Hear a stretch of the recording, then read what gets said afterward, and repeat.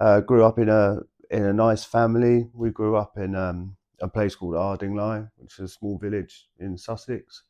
Very green, a traditional childhood, climbing trees, making mud pies, chasing each other with sticks, riding bikes around, tree camps, all of that classic sort of stuff.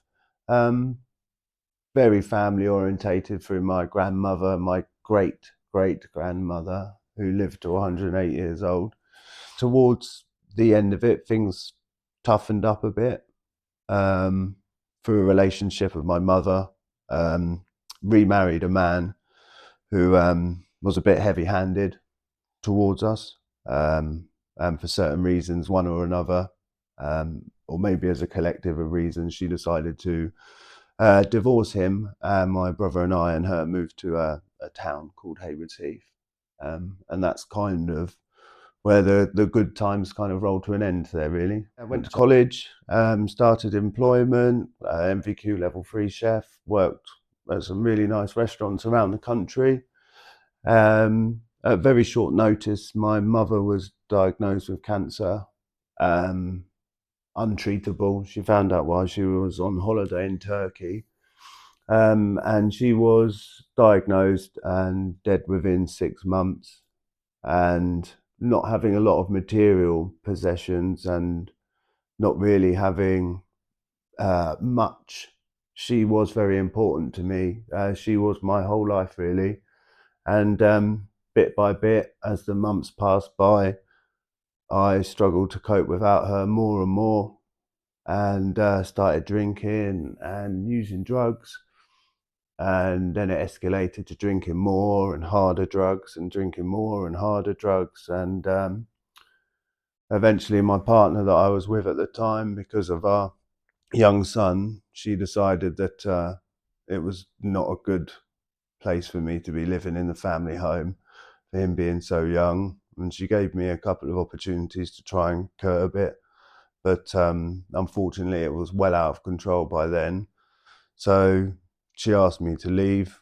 I agreed at the time that it was probably the best thing. So I left the family home where I was and sofa surfed for a little bit and tried to get by in B&Bs for a little bit until money had totally run out, through, drug abuse and drinking and not being a very good, reliable person. Eventually, friends and family wore thin of it. There's only so many times they can give you a second chance. And I ended up homeless for about a year and bobbed from here to there and just tried to stay warm and dry as much as I could, um, until I was pointed in the direction of Horsham council office, mentioned this place to me, came for an induction, and within the space of a week, I was moved in. Hard to adjust to at first. Actually having a space of my own, somewhere where I could retreat to sort of lick my wounds, per se. There were a couple of weeks when I first got here that I wasn't really very sure um, about what I wanted to do. Was I here? What way was I going to move forward from here?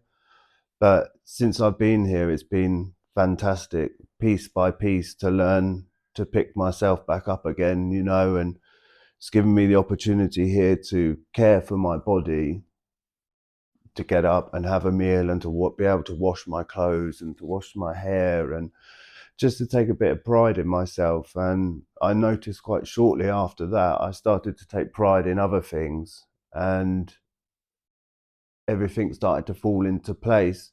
I had some fantastic staff members here who introduced me to drugs counsellors, and they've introduced me to a counsellor to talk about my mother's bereavement, which was really helpful. Tara, she's still here, she's great.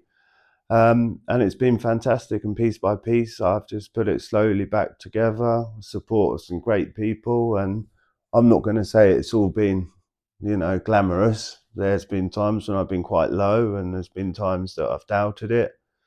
But I'm at a place now where I'm confidently sober. The staff are very pleased to see where I am. I'm very pleased to see where I am. My family is starting to come back to me. I'm seeing my son regularly again. Yeah, my mental health is astonishingly clear now. You know, there's no anger, there's no remorse, there's no, you know, I've taken accountability for my mistakes, and I think, yeah, physical health is good, mental health is really good, and without this place, could never have got to where I am.